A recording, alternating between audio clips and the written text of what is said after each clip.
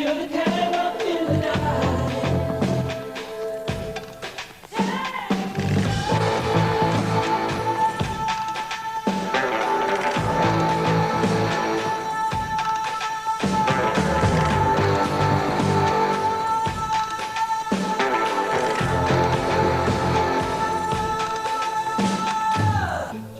For millions of record buyers all over the world, Fleetwood Mac have come to represent the best in cultured American pop music. With their phenomenally successful album Rumours, they defined the sound of adult-oriented rock. They are the FM in FM radio.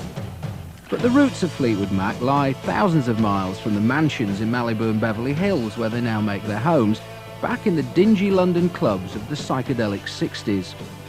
In 1966, John Mayall, the father figure of what became known as the British blues boom, replaced a certain Eric Clapton in his band with a 19-year-old guitarist from London's East End called Peter Green.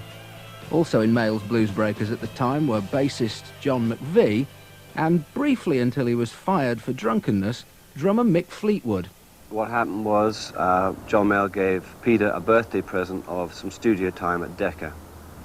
And one of the songs, for want of a better name, was an instrumental, and Pete just said, call it Fleetwood Mac, because me and John were playing on it, and that's where the name came from. The following year, Peter Green left the Blues Breakers to team up with Fleetwood and 18-year-old guitarist Jeremy Spencer from Birmingham. Their first gig during that summer of love could hardly have been more prestigious. But curiously, one vital musical ingredient was missing. Bob Brunning was the original bass player, because Peter had asked me when he left John Mayall to join the band, but I didn't want to leave John for, I guess, security. Plus it was a very popular band, steady wage, as it were. So I sort of held off for a couple of months.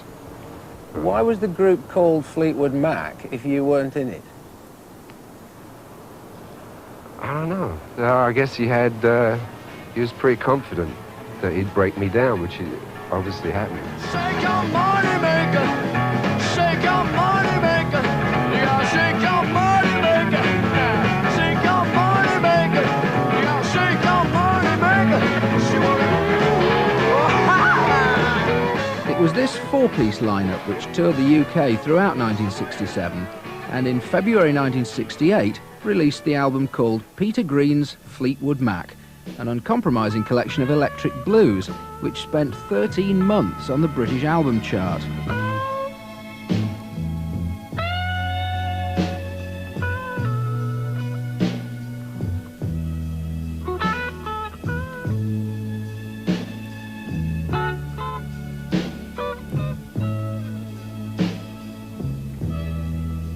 Need someone's hand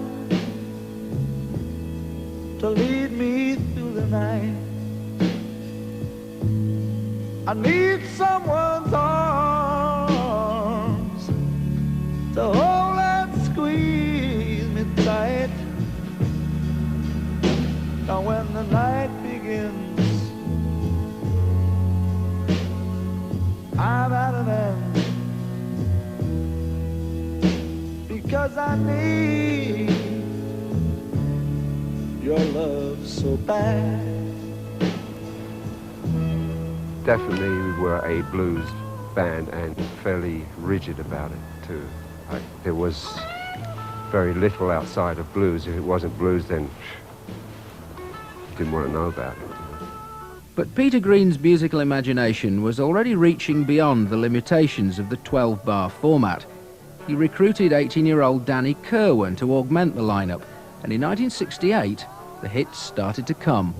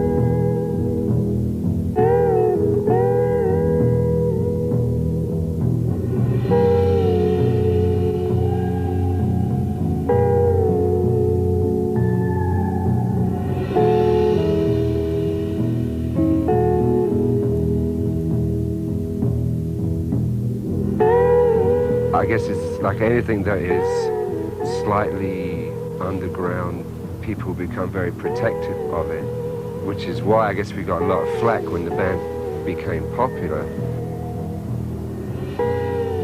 Becoming popular equaled sold out, which wasn't a plan, it was just something that happened.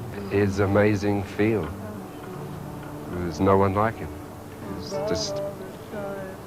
just stood out. Incredible soul. He was wonderful. I mean, I roomed with Pete on the road for most of the time. Had a great sense of humor. He was very healthily ambitious. He knew exactly what he wanted to do and how he was going to do it. And I think that somehow, in the end result, not jumping ahead, somewhat backfired on him, and he sort of went, now what do I do after I've done it? And I think that sort of was not a help to him as a person later on. During 1969, Fleetwood Mac sold more records in Britain than either the Beatles or the Rolling Stones. But Peter Green was feeling the pressure. And you're sitting there so green. Believe me, man, I'm just the same as you. Said you're sitting there so green. Believe me, man, I'm just the same as you. You want me to make a laugh, cry, or be satisfied? And that's exactly what I mean to do. You were very close to him. When Yeah. did you first realise that all perhaps wasn't well with Pete? Before he decided to leave the band, or while he was deciding to leave the band, I had conversations with Pete, and he was slightly obsessive about making money, wanting us to give it all away, and I was saying, well, you can do it, I don't want to do that, and that doesn't make me a bad person, and he was drifting away. 'Cause you're the green minor leash with a two-pronged crown.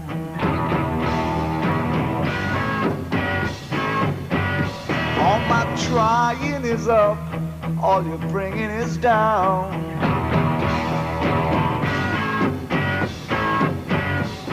Just taking my love, then slipping away, leaving me here just trying to keep from following you. I wanted to play more freeform music, more like I said, African style, but more like the boys. I didn't feel the boys were capable of it, you know, or that they didn't want to, their hearts weren't in the sort of stuff that I was into. I want to do a lot of jamming, you know, and play with all kinds of musicians, just meet all different musicians all the time and that sort of thing, you know. I didn't want to be tied to regular tours, you know, that sort of thing, so I left. How was it when he left the group? I mean, did you all feel a bit worried that you wouldn't be able to? Oh, it was kidding. It was Trauma City. It was in the middle of a tour in Europe. Just an amazing chaos. The band struggled on without Peter Green for a few months and made an album. His eventual replacement in August 1970 was the designer of that Kiln House sleeve. As Christine Perfect, she'd enjoyed a top 10 British hit with Fleetwood Mac's label mates Chicken Shack. Now she was in semi-retirement, married to John McVie. Well, they suggested it. It wasn't John's idea. It was actually Mick, I think, vouched for me. They all realised that I was there. I knew all the songs. The tour was imminent. In fact, I joined Fleetwood Mac 10 days before I was sitting on a stage with them in New Orleans. So it was kind of a whirlwind romance, if you like. But the early 1970s were lean years for Fleetwood Mac. They would have to endure 5 years of musical chairs before a second settled lineup would emerge. In 1971, Jeremy Spencer quit suddenly at Los Angeles Airport to join the religious sect, the Children of God. His replacement was Bob Welch, a Californian guitarist who took the band on its first tentative steps towards American soft rock. Just months later, Danny Kirwan's drinking problem became too much for the band and he was fired. By 1972, Fleetwood Mac were on the American college circuit as a six-piece, featuring Christine McVie, Dave Walker, an English rock vocalist and frontman, Bob Welch, Mick Fleetwood, another English guitarist, Bob Weston, who's mainly remembered for having an affair with Fleetwood's wife Jenny, and John McVie. Then in 1974, a contractual dispute with their long-serving manager Clifford Davis, now Clifford Adams, led to the bizarre situation of 2 Fleetwood Macs. And we lumbered through that for about 10 months or so, highly unpleasant, trying to basically prove that we were Fleetwood Mac, which was pretty ironic, considering my name's Fleetwood, and John was not spelt the same, but certainly was no misconception of where the name came from. And we got it sorted out, and that's the end of that. And when all that was finally resolved, Bob Welch decided he'd had enough and went off to form a new band called Paris.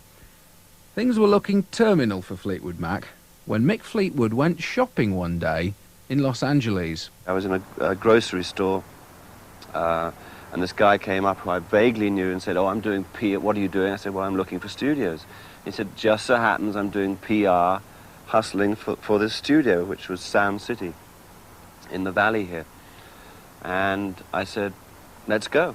And I put my groceries in the back of his car, drove out to the valley, and Keith Olsen happened to be in the studio, and I believe Stevie, who I never met at that point, but I remember looking and seeing her through the window in the studio.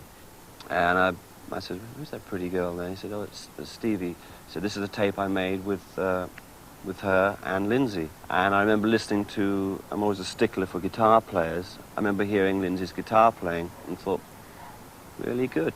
I was taking a break. We were in Studio B. I walked into Studio A, and I saw this giant of a man, you know, with a beard and this hair, and I didn't really recognize him. He just looked, he was a very strong presence. And Keith Olsen, who had engineered and co-produced the album that Stevie and I had done, was playing a song from that album for him at top volume. So I walked into Studio A, and here's Mick Fleetwood going, like, you know, listening to this guitar solo, and I shook hands with him, and then the song was over, and went back to Studio B. I phoned up Keith Olsen at the studio and said, what was Lindsey doing? And then I truly gathered that they came as a package, and they wrote the songs together. We planned to meet the next night at a Mexican restaurant. And so Lindsey and I got there early, and they kind of drove up in these 2 huge clunky Cadillacs, the ones with the real long fins and the red lights, white, both of them. And they clunked up to the place and stopped, and Lindsey and I were just going, this is really Alice in Wonderland, you know. And they all, you know, Mick gets out of the car, he's 20 feet tall. And everybody, you know, there was an aura around, like I felt like I was, even though they were in the clunkiest cars you've ever seen, there was an aura when they got out of the car that made me feel a little in awe, you know, that I was like standing with some great people. We met, I think, on Christmas, went out for dinner. We'd never played together. I played the album for Christine and John. They liked what they heard. I guess he had been taken by the guitar playing and asked Stevie and myself to join on the spot without an audition or anything. It was just a very fluky thing. And Stevie and I thought it over for a while, you know, and you know, because we were basically in need of funds and a venue through which to get our material out, we made the decision to join up, and it was as simple as that. Then the first time we played together was in the basement of our agent. And then about 3 weeks later we were making an album. And it was at that point the real... At all? Not when it actually happened, no. I think that the thought of it mortified me more than the actual reality. In a musical environment, I hadn't worked with another girl, you know. But when I met her, I instantly liked her. Not because she was like me, quite the contrary. We're totally unalike, me and Stevie. We're complete opposites of ends of the personality spectrum. If anything, I was Christine's, like, baby sister. She'd never, you know, really had a little sister before. And in the beginning, it was truly just Chris and me. There was no wardrobe mistresses, no makeup artists, no hairdressers, no anybody. It was me and her, and lots of times we even shared a room. And so we got to know each other really quickly and become good friends really quickly because we didn't have anything else. And we toured so much that, you know, it was like we had to end up being great friends because otherwise it was just hang with the guys all the time.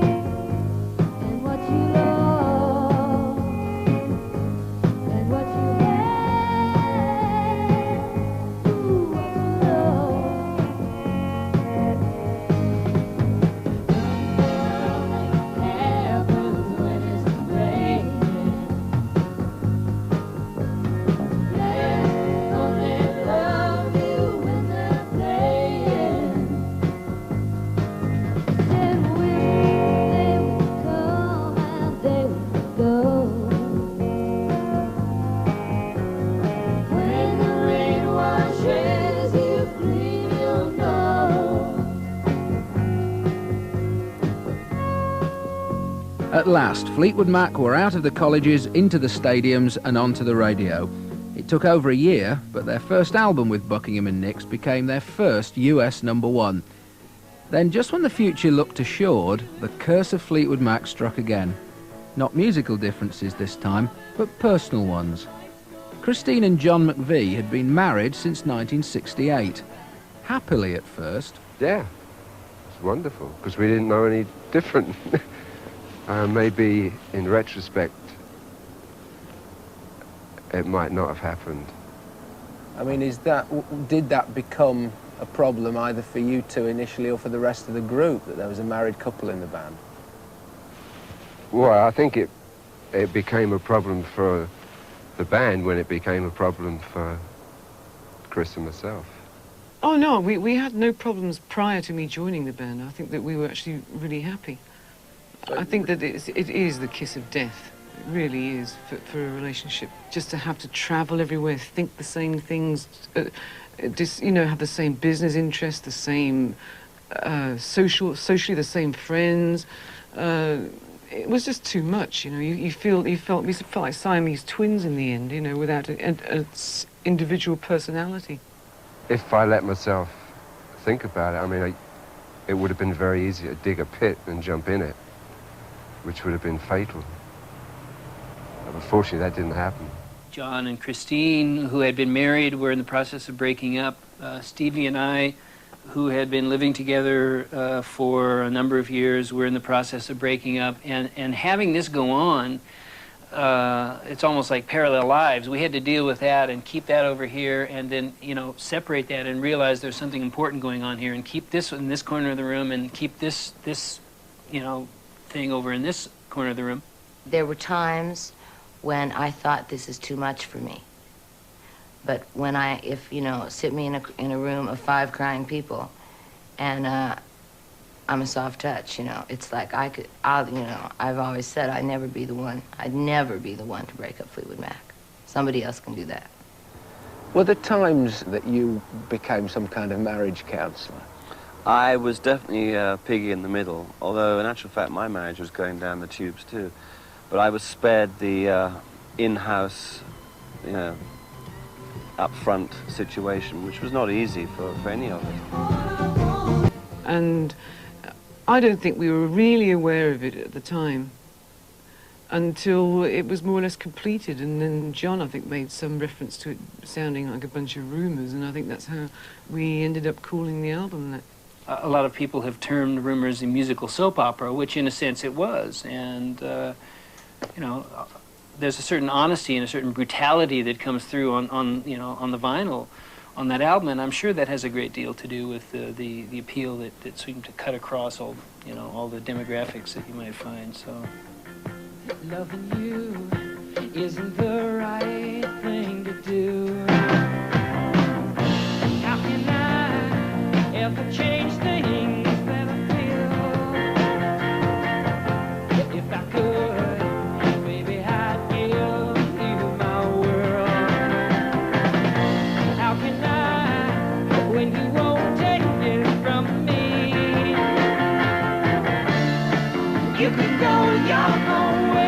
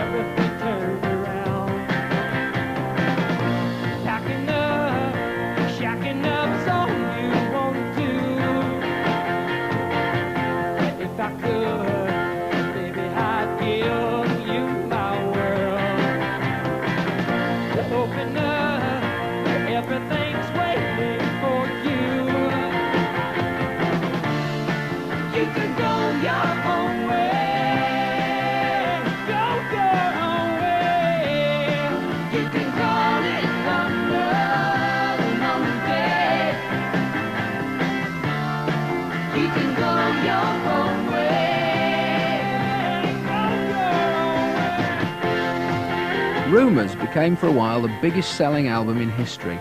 It was #1 around the world. In America it held top spot for 31 weeks. Yet the effect on the band's guitar player echoed Peter Green's reaction to sudden fame a decade earlier. When Rumours, was like running rampant, it was whatever the sales were, 16 million albums on that, which is, I had a real problem with that whole scene because to me, the way I felt was, yeah, it's a very good album. It's got a lot of good things about it, but it seemed to me at some point that there was a major discrepancy between what the work was and what was really going on outside that, and I found that to be sort of dangerous ground. Michael Jackson land out there where you're walking on thin ice as far as how you define yourself and what is expected of you after that.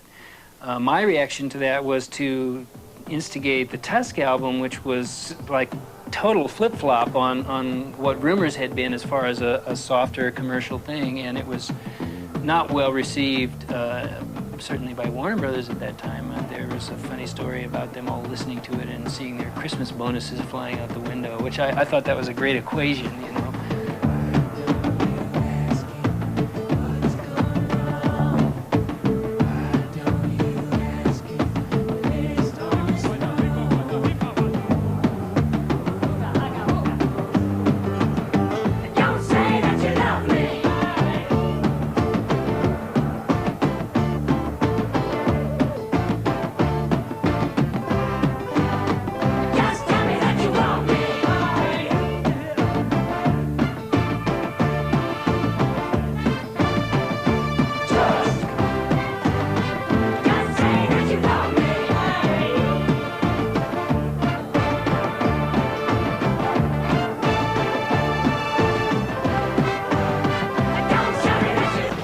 Tusk cost over $1 million to record, and there were stories at the time that some members of the band weren't spending their new riches too wisely. But the album wasn't the disaster the record company feared. The title song put Fleetwood Mac back in the British top 10 for the first time since Peter Green's hits, and the album included some of the new band's most enduring songs.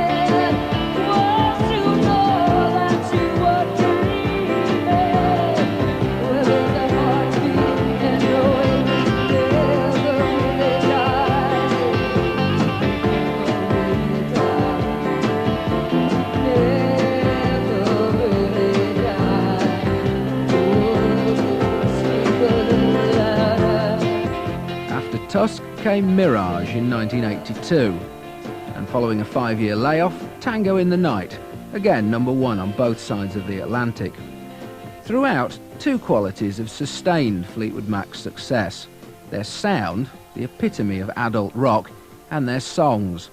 Christine McVie composes in the music room she shares with her new husband, Portuguese musician Eddie Quintela, in their home in Beverly Hills. Some songs I write are intensely personal about me. Some songs I write are about people I know, into whose shoes I'm treading for a little while. And other songs are complete fabrications. You know, Chris writes when she feels like it, and when she feels like the spirit move, you know. And Lindsey, you know, puts himself through horrors to write. And I write easily. From when I started writing when I was 16, I wrote for me. So my songs to this day are, you know, written about me and my friends and the people that I know, and lots of them taken from my journal, and I just go back and make it into a rhyme. So I'm back to the velvet underground, back to the floor that I love, to a room with some lace and paper flowers, back to the gypsy that I was, to the gypsy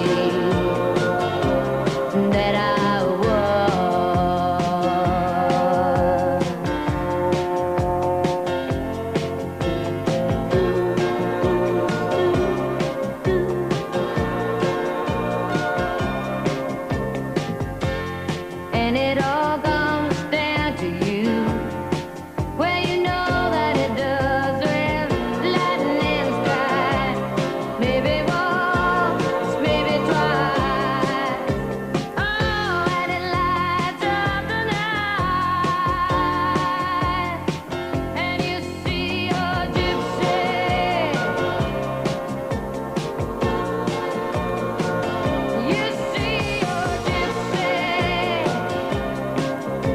If I had to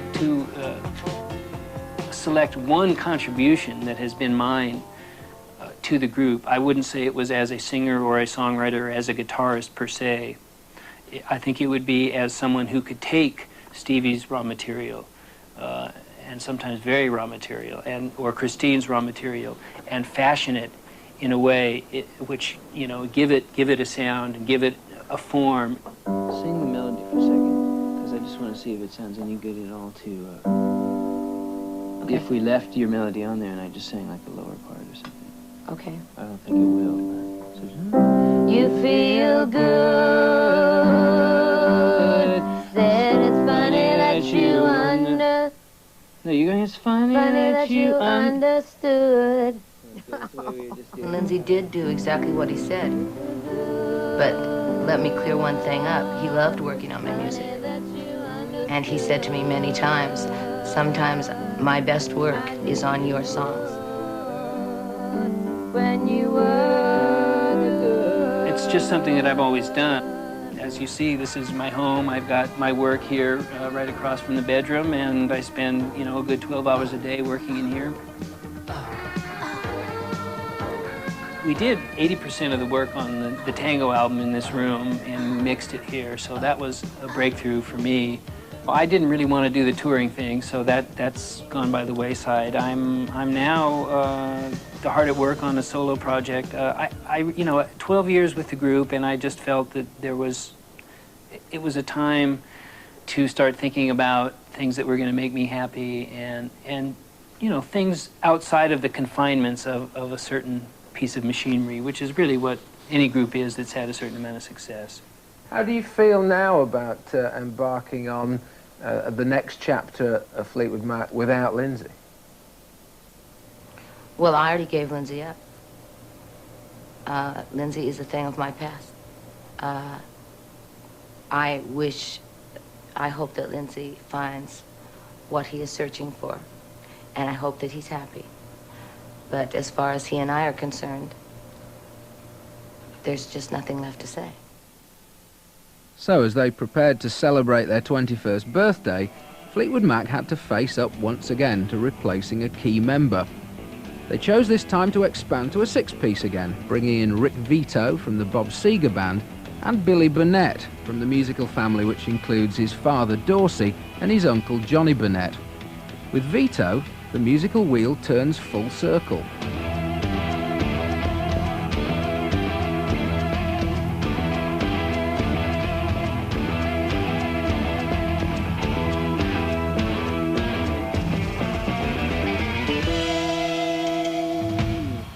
I can't help about the shape I'm in. I can't sing, I ain't pretty, and my legs are thin.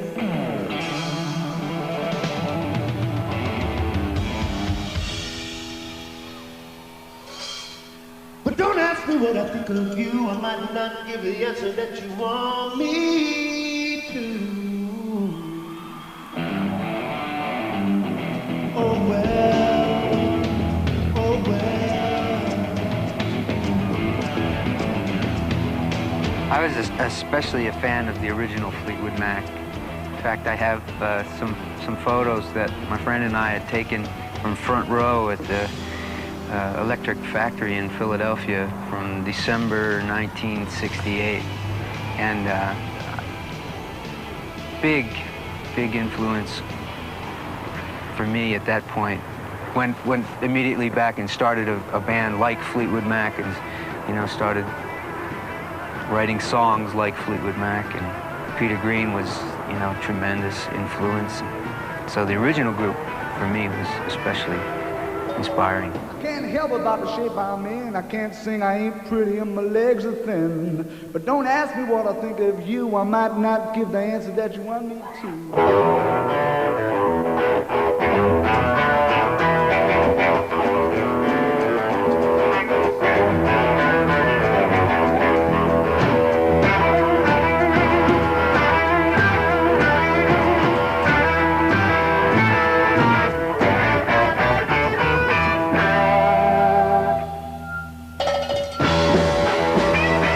So what of the ex-members of this illustrious band?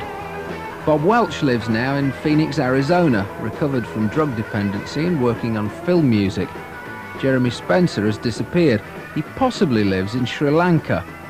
Danny Kirwan is in a home for the mentally ill in Southend, England. And the man who started it all, Peter Green, lives as a recluse in Richmond, south of London, using his grandfather's name, Greenbaum. He gave up music years ago. His fingernails are 2 inches long. He doesn't even own a guitar. And he has no doubt what caused his condition. I'm recuperating from treatment for taking drugs. I'm hoping it is that, you know. I was a sucker for fame, but it was on drugs as well, so it was drugs that influenced me a lot. I took more than I did intend to. I didn't take drugs a lot of times, only about 8 or 9 times. But it lasts so long, that stuff lasts for, you know, over 12 hours, over 24 hours. It's only a tiny little, you know, piece of blotting paper or something once I ate. But it lasted for 24 hours. I slept out all night in the snow. It snowed early in the morning. My mistake was I was going to give my money away. Whatever money came into me, big money, the group hadn't earned any big money. I went kind of, you know, holy, not holy, but religion, you know, was thankful. I was kind of thankful. So I thought I could do it, you know, I thought I was all right on drugs. That was my failing, I guess. The last time I actually spoke to him was about a year ago, but it was so brief. I woke him up at some weird hour, which I thought I'd picked exactly the right moment, but it wasn't. And it seemed so far away from me. What would you do if Mick Fleetwood rang you up today and said, Peter, we're doing this new album and we really need a guitar solo by you? Well, so I've got long fingernails, I can't really do it. I hate to let you down, you know. Or I'd be probably tempted to cut them and go along and do it. But I haven't played for so long, it'd probably be better for me to say, you know, I better pass.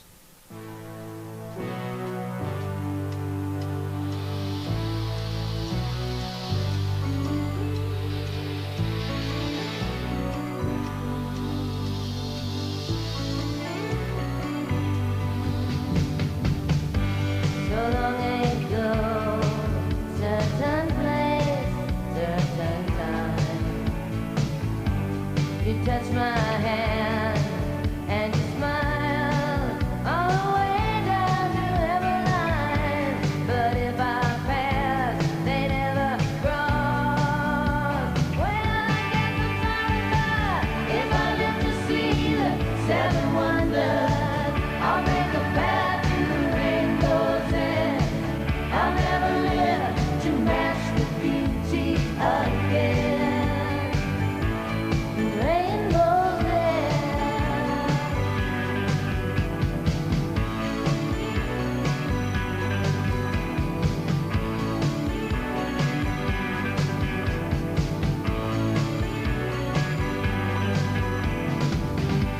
Was hard to find someone with that kind of intensity.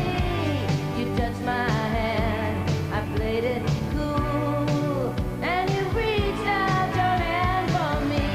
But if our paths, they never cross, well, I guess I'm sorry, but if I live to see the seven wonders, I'll never path to the rainbow's end.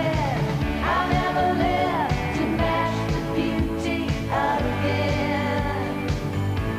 The rainbow's end. You made a lot of money out of Rumours, didn't you? We all did, yeah. Where did it all go? Oh, with me? You are, you devil. It went on real estate. I bought too much real estate, and I had a very bad business manager who will, again, remain nameless. But in retrospect, the grand foray of foolishness, which sometimes has got read into me as a person, was not part of it. The drug binges and everything else were not part of it. Being a rock star for that length of time, you're supposed to have lived a pretty debauched life, aren't you? Sex and drugs and rock and roll. Yeah, Was it all true, all that stuff in the 70s? definitely. Definitely. It was just to whatever degree you wanted to take it. And you took it a few degrees? I had my moments. That's enough of that one.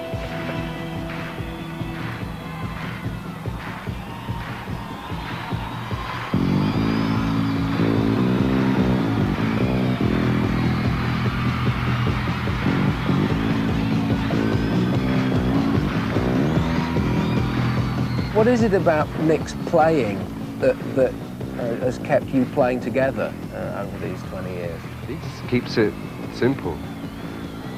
That's basically it. Simple and just solid. It's very easy to play with. Do you never yearn for the notion of playing with some kind of pyrotechnical drummer? No, it scared the life out of me. Why do you like playing with John? Same reason. A lot of people say that we're a halfway decent rhythm section. And I tend to play behind the beat. John plays slightly in front, and we meet somewhere in the middle. And we've discovered that's what it is. Well, I think that they're the foundation of the band, that they are the sound of Fleetwood Mac. There's always this underlying distinct drum and bass sound which nobody else has. We've played everything from blues, ballads, pop, rock, American jazz style, kind of, you know, with Bob Welch. And these two guys can play anything in the world that you want them to play.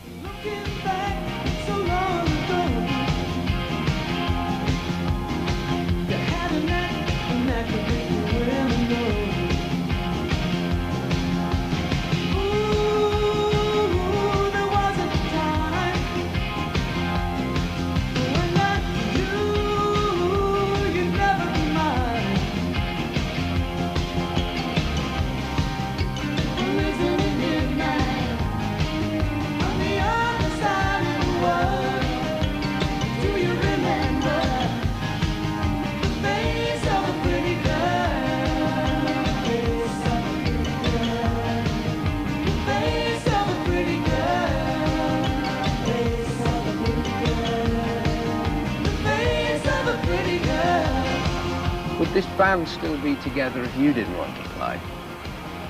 I don't know. I somehow doubt it. your band now, isn't it? No, it's just that if me and John weren't here, I don't think this band would be here today, no. You don't see this then as being in any way a final chapter. This is just another change of a personnel and on you go. Sure. Yeah, that's always. In fact, I've never, and I think Mick and probably Chris too, have thought about the band stopping because there's no reason to, as long as we have our health and a sense of humour, and we don't do anything else. I mean, I'm not a writer or a real estate agent, or I'm a musician, for good or bad, whatever, but that's what we do.